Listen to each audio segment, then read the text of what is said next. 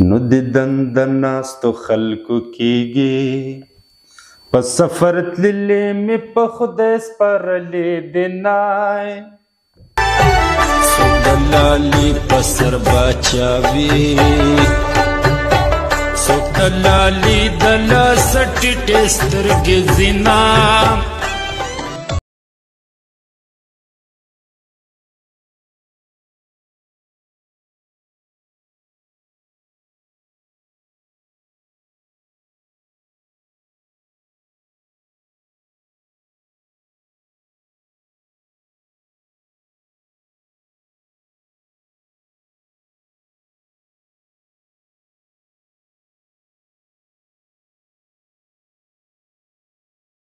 کتونکو نن په میلمه خپرونه کې راسره د پښتو ژبې وتلی سندرغاړی چې تاسو به یې سندرې اورېدلې وي خو دوی به مو لیدلی نه وي نن به زموږ د سکرین له لارې تاسو دوی وینئ هم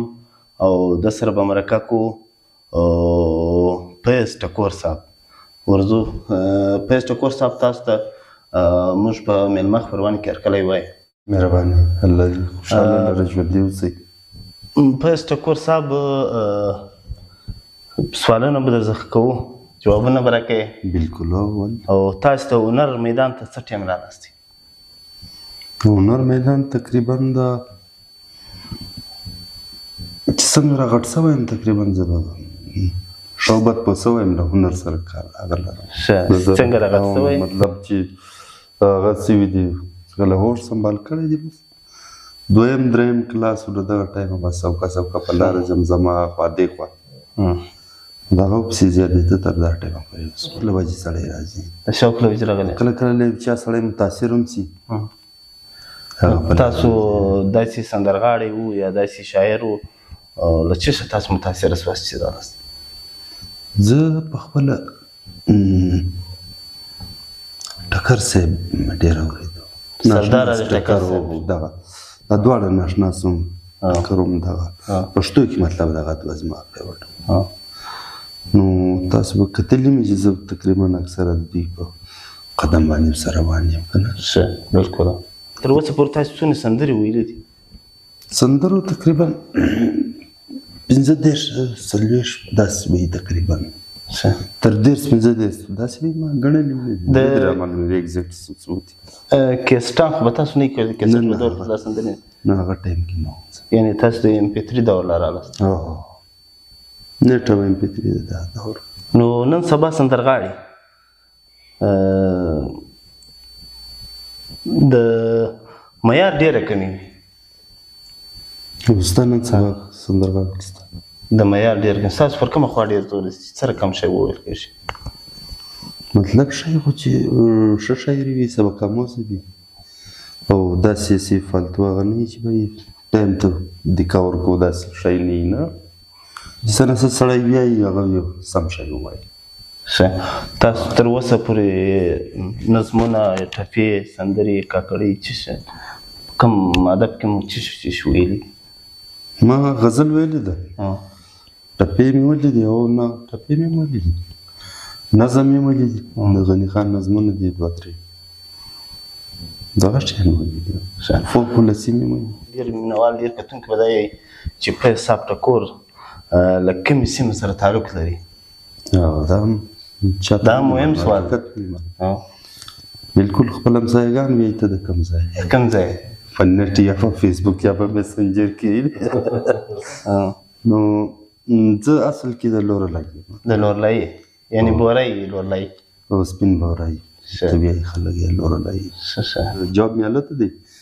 خو د لورلای ښه په کوټه کې دا ټایم کې دا ټایم خاص په کوټه کې ښه نو استاد جي چې و هغه عبدالحکیم صاحب و غمی استاد و دواړه وفات شوي دي دا ټینشن یې نشته هغو څخه تاسو زده کړې کړي هغو زما د موسیقي زده کړې کړي دي د موسیقۍ په میدان کې اوس څونې دغه لري پوهه لري زه تقریبا باجه وویلی سم هغه هم خالي له خپلې سندرې سره نور د موسیقي ورکول وغیره دا چې دي دا د موسیقار کار دی هغه یې ورکوي مطلب آلاتو کې زه خالي باجه هارمونیم غږولی سم نو موږ ته به څرنګه ترنمونه وکړي ترنم غواړې؟ ترنم غواړم. د عادي ملا زمزمه به درته وکړم. نو څه چپه باد را الوتی ژوند له خپله ژونده تنګ شو، څه چپه باد را الوتی ژوند له خپله ژونده تنګ شو، غیرت ویلی شو له شرمه د وستر شو دا له دنګ شو، څه چپه باد را الوتی ژوند له خپله ژونده تنګ شو. یو جابر سلطان د حسن بل سرتیر فقیر د مینې، یو جابر سلطان د حسن بل سرتیر فقیر د مینې، خوار میږه یا عقل تشته د فیلانو زله جنګ شو، خوار میږه یا عقل تشته د فیلانو سره جنګ شو، څه چپه باد را الوتی ژوند له خپله ژونده تنګ.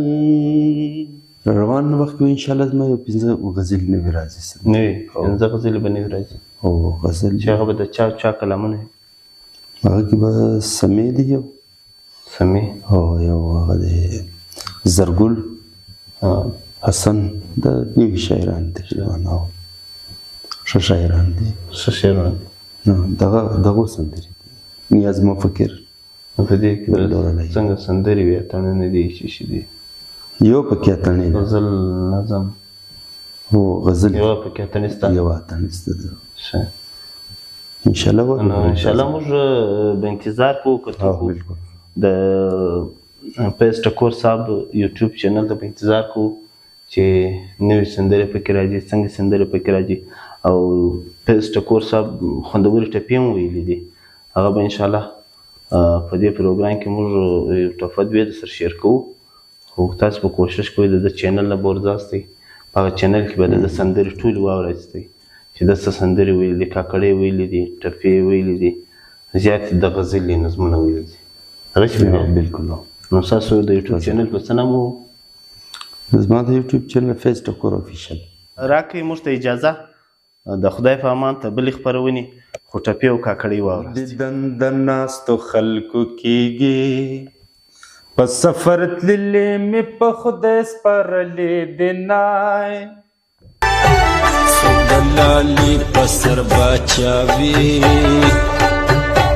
څوک د لالي د لاسه ټیټې سترګې زینا، نو په مرګ به دواړه سره مړه شوی،